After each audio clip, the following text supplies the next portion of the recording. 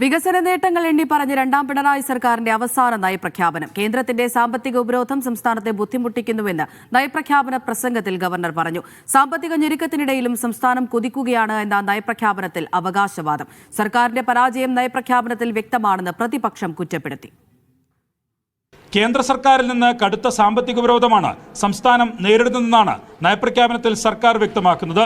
സാമ്പത്തിക ഞെരുക്കത്തിനിടയിലും സാമൂഹ്യക്ഷേമ പദ്ധതികൾ ഉൾപ്പെടെ സംസ്ഥാനം മുടക്കമില്ലാതെ മുന്നോട്ട് കൊണ്ടുപോകുന്നു. അതിദാരിദ്ര്യ നിർമ്മാർജ്ജനവും വികസിത രാജ്യങ്ങളെക്കാൾ കുറഞ്ഞ ശിശുമരണ നിരക്കുമാണ് കേരളത്തിൽ ഉള്ളത്. സാമൂഹ്യ വികസന മേഖലയിൽ കൈവരിച്ച നേട്ടങ്ങൾ ഉയർത്തിയാണ് നയപ്രഖ്യാപനത്തിന്റെ തുടക്കം. തൊഴിലുറപ്പ് പദ്ധതിയിൽ കൊണ്ടുവന്ന മാറ്റത്തെ നയപ്രഖ്യാപനത്തിൽ വിമർശിക്കുന്നു. കേരളം നേരിടുന്ന സാമ്പത്തിക ഞെരുക്കവും അതിൽ കേന്ദ്ര സർക്കാരിന്റെ പങ്കും എടുത്തു പറയുന്ന നയപ്രഖ്യാപനം കേന്ദ്ര സർക്കാരിനെതിരെ രൂക്ഷ വിമർശനവും ഉയർത്തുന്നു. Mahatma Gandhi national rural employment programme, the recent amendment to the said scheme, transforming it as VB-Gram G, is a setback for Kerala as the assistance of the union has come down from 100 to 60%. എന്നാൽ തെറ്റായ അവകാശവാദങ്ങളും അസത്യങ്ങളും നിറച്ച നയപ്രഖ്യാപനമെന്ന പ്രതിപക്ഷ വിമർശനം.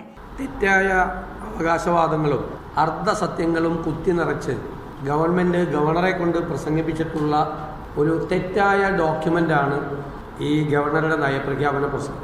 ഒരു ഗവൺമെന്റിന്റെ പരാജയം വരികളിടയിലൂടെ മുഴച്ചു നിൽക്കുകയാണ്. നയപ്രഖ്യാപനം സർക്കാരിന്റെ പരിവേദനമെന്ന് PK കുഞ്ഞാലിക്കുട്ടിയുടെ പരിഹാസം. കാണുന്ന ആർക്കും കേൾക്കുന്ന ആർക്കും മനസ്സിലാവും മനുഷ്യൻ്റെ ഒരു അവസ്ഥ ഉണ്ട്. ഒന്നും കഴിയാതായി ഒന്നും പറ്റാതെയായി.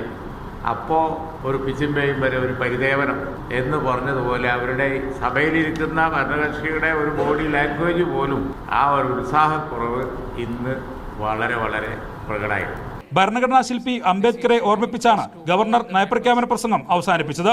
മീഡിയ 1 തിരുവനന്തപുരം. നമസ്കാരം, ജയ് ഹിന്ദ്.